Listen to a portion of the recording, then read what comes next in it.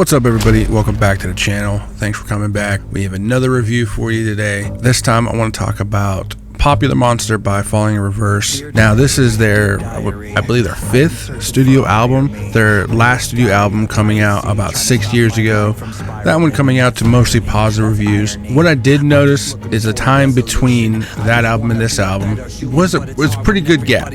The sound difference is vast between the last album and this album. Some of the first songs that he was producing that are on this album actually were released about 4 to 5 years ago, that being Popular Monster. So the switch up in sound happened not long after the last album was even put out. It appears that as if he knew there needed to be a shift in the way that they were putting their music out, and they put out a lot of singles between the last album and this album. I have to preface this because a lot of the songs that are on this album are singles that they've released in the last 4 to 5 years. And it makes it really, really hard not to look at this album and just think it is a compilation album of their singles. That very easily could cheapen the effect of this album. That being said, once you put the album on, most of those worries kind of fade away because the music is just good. Put the album on and you listen to it from start to finish and you don't really think about that too much. The reality, though, is that these are older songs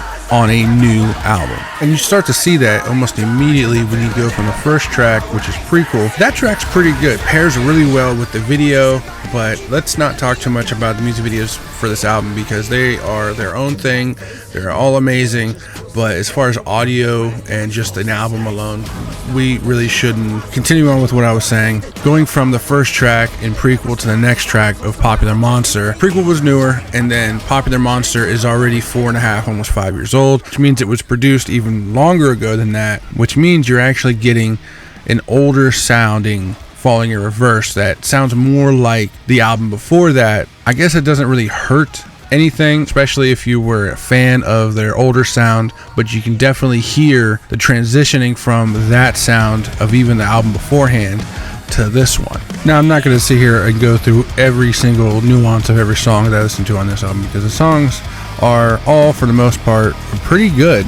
You have the song with Jelly Roll, which really isn't my taste as far as music. You know, Jelly Roll is a great talent. He's not really up my musical alley. That sounded horrible.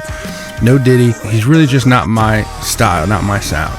And then you have songs like Ronald, which is the newest song on the album that has been put out. Ronald, to me, is my favorite song on the album. I love Tech N9ne. I'm new to Alex Terrible, but his vocals are absolutely insane. As far as the rest of the album goes, you know, you have Voices in My Head, great track. Bad Guy's a newer track for the album. It's solid. I will say this, though, about the Bad Guy track, is he sounds an awful lot like Machine Gun Kelly, who I absolutely cannot stand from a musical standpoint. I don't know if he did this on purpose. I'm not sure if it was a guided choice. I don't know where it came from. I mean, the song is still solid. The lyrics are well done. Soraya is great. I mean, the song, I still listen to it. Let me put it that way. When I heard it the first time, it definitely sounded like a Machine Gun Kelly song to me. And then from there, we go on to my daughter's favorite song on this album, or by them in general, Watch the World Burn. And then you have my personal favorite on this album, and well, I guess you would say my favorite of the non-previously released tracks, which is Trigger Warning. It has a very infectious, high-tempo rhythm to it. It's a good track. The whole album is good. You have Zombified, which has already obviously been released. No Fear, which is another previously unreleased track. It's also good. I mean, there's no failings to this album overall. There's no tracks on here that you're going to be saying, brother, there's none of that. All but 3 of these tracks have videos to them. Read into that what you will. I mean, maybe that lends more to this album being more of a compilation album of their greatest hits, which, if you know the band, that's not true, because they have hits spanning back 10 years. So that's not really fair to say that about this album or this project. This project was just a different way of putting out music. He recognized the trend in how music was being released, and he followed that trend to his benefit. I don't feel like these songs would have had the exposure they had he not released them as singles, nor would they have had the bite they had, because every time he released a song, he had a message, he had something he wanted to say, and it was mostly regarding people who can't let go of his past.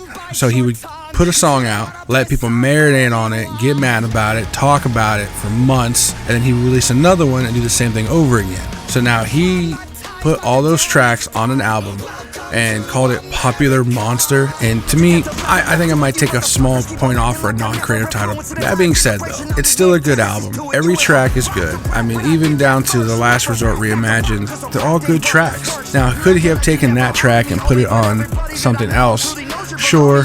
But it's a nice little added bonus to this album. I guess I'd have to give this album a 7.4. You know, it'd be a 7.5 if the title was a little bit more creative. But whatever. Go out and listen to this album, buy it, support Ronnie. You know, he's trying so hard to change his life, his image, and for the better. You know, we should always encourage anybody who wants to better themselves or be better people to do it. So don't be a hater. If you don't like the music, that's fine, that's fair. Give critiques of it, but don't bash the guy for wanting a better life for himself, his family, his band, and his daughter. But thanks you guys for coming along on this album review with me. Hopefully I'll see you guys for the next one. It should be a good one. Until then, take care of yourselves. I'm the bad guy, I got baggage, I am fucked up.